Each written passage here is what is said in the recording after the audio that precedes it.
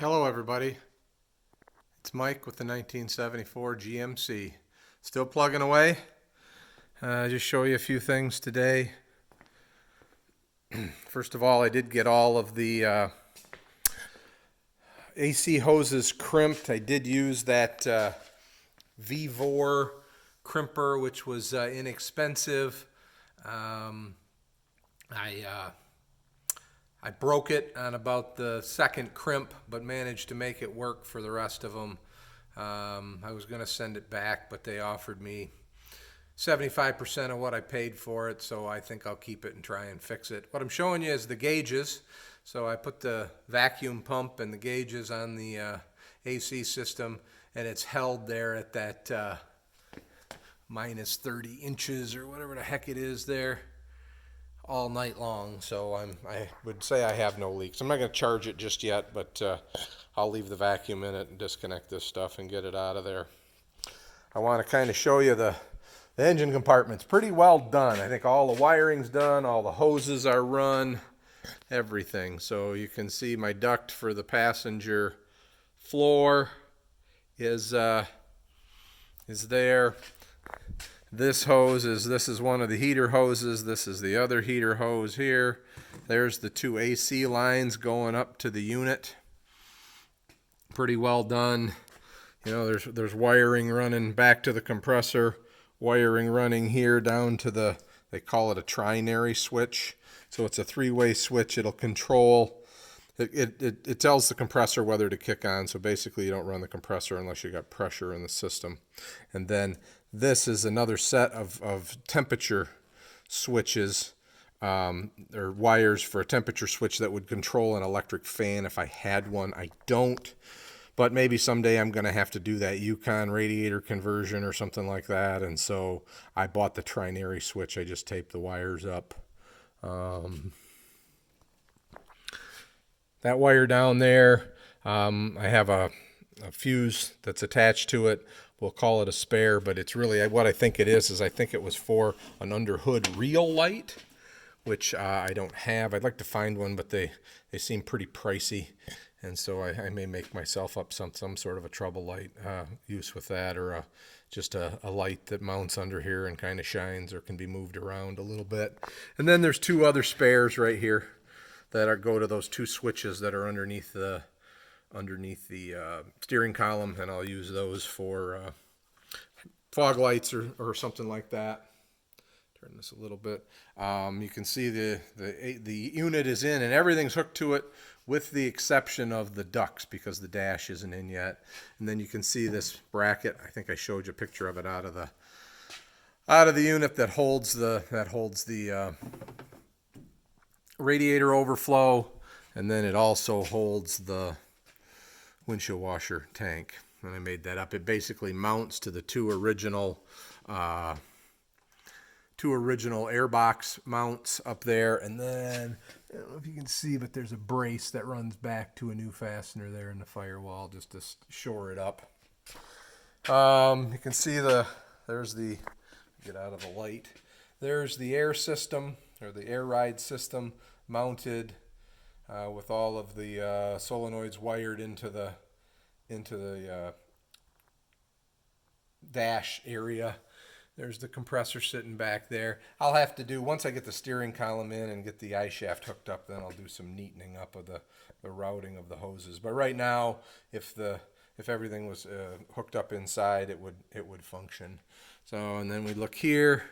We can see the duct that goes over to the driver's side, and we look up, there's the duct that goes way over to, all the way to the driver's side, I should say. The first one was for the driver's foot heat, and then that one goes to the driver's armrest. So really there's these two. I capped these two off. These are the two for the auto air ride. I didn't pull them out yet. I'm still thinking that maybe I'll want them. I'll talk to some people, hopefully go to one of these rallies and talk to some people and understand if there's really any benefit in having it. This is that red 12-volt lead that goes back about midway down the driver's side of the coach. I haven't hooked it to anything yet, but more than likely it'll get tied into the 12-volt system. So that's kind of the the front of the bus. Here's the speedo cable just waiting to be routed up through. That's kind of where I am. I guess we can take a look up in here. You can see the gauges, how the gauges hook to the hoses that are there. And like I said, the only real concern hose-wise I have is that one. Is that too close to the exhaust? Temperature-wise, we'll have to figure that out. One more thing, I did order some clamps. I'm going to anchor these two hoses down here so they're not rubbing on anything. I think that's about it. I may have to do something with, well, I didn't show you this. Oh, I can get the light in there, but let me see. That's the control valve for the heater coolant, or for the coolant, keeps the coolant from flowing to the heater if you don't want it, or it kind of meters it to the heater. And you can see I made a little, you always got to make something. I don't know if you can see it from here or not. Now the battery's kind of in the way. Let's see if I can get the phone down there. I just made a little L-shaped aluminum bracket underneath it. Hopefully you can see it, to hold that in place. So we're coming along. Like I say, I think I'm pretty well done under the hood, other than making the steering column connection under there and feeding the speedo cable. So we come inside here. I did start to grommet things. I got a grommet in for all the HVAC wires coming in. These all come over and hook to the controls. Here's that grommet. I got a grommet for those are the two air lines, one from each side, that'll feed the gauge. Here's the lines to switch the solenoids. There's the power for the switches. So we got that. This is all that stuff that I had together for the radio. That's actually what I'm going to tackle today, is putting the radio, getting the radio plug wired and soldered in anyway.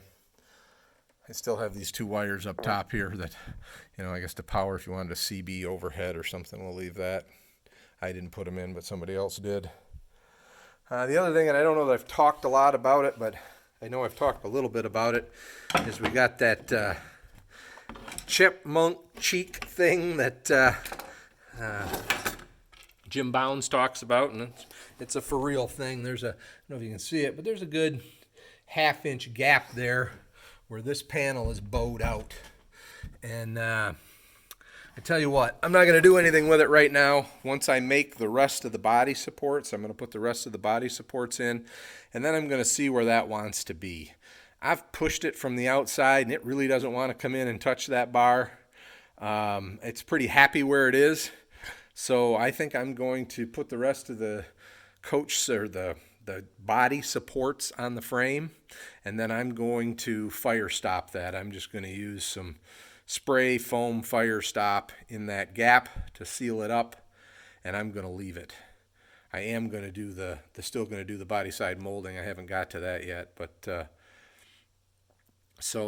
but I don't think I'm gonna pull that in and screw it in. I think I'm just gonna leave it. Like I said, the body's happy there. It's probably been there for quite a while.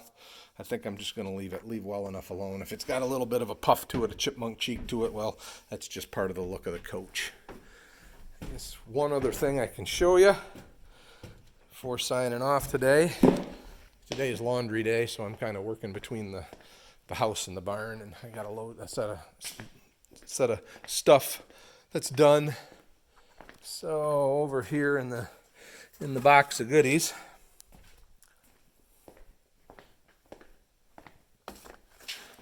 these are the side marker lights I'm going to use once I get the aluminum strip on, and I think they'll look pretty nice on there. They've got a black aluminum body, and they're pretty thin. I'll screw right down to that aluminum. There's a couple of yellows and a couple of reds in the box there, so I think those will look nice. And there's a lot of parts came with this radio. I don't know if I've showed you this or not, but like I said, this was not expensive. But there's the It's a backup camera, it's an AM FM radio, it's a GPS, I think it does Bluetooth, it does Android Auto, and the Apple CarPlay, so it's pretty cheap for, I think I spent 80 or 90 bucks on it, so we'll see if it works or not. Sometimes I'm a little penny wise and pound foolish. I'm going to put a lot of work into putting this thing in, and if it doesn't work well, then well, I'll have to figure something else out. But for now, all right, everybody, I'm going to sign off for today. Today is going to be just a bunch of soldering and wiring and shrink wrapping and running wires down the side of the coach, and maybe a little cleanup of the front and rear caps, because I got to mount a GPS antenna, I think, in the front, and then the camera here in the back, and I got to get my clearance lights on. So just futzing around today. Everybody have a great one.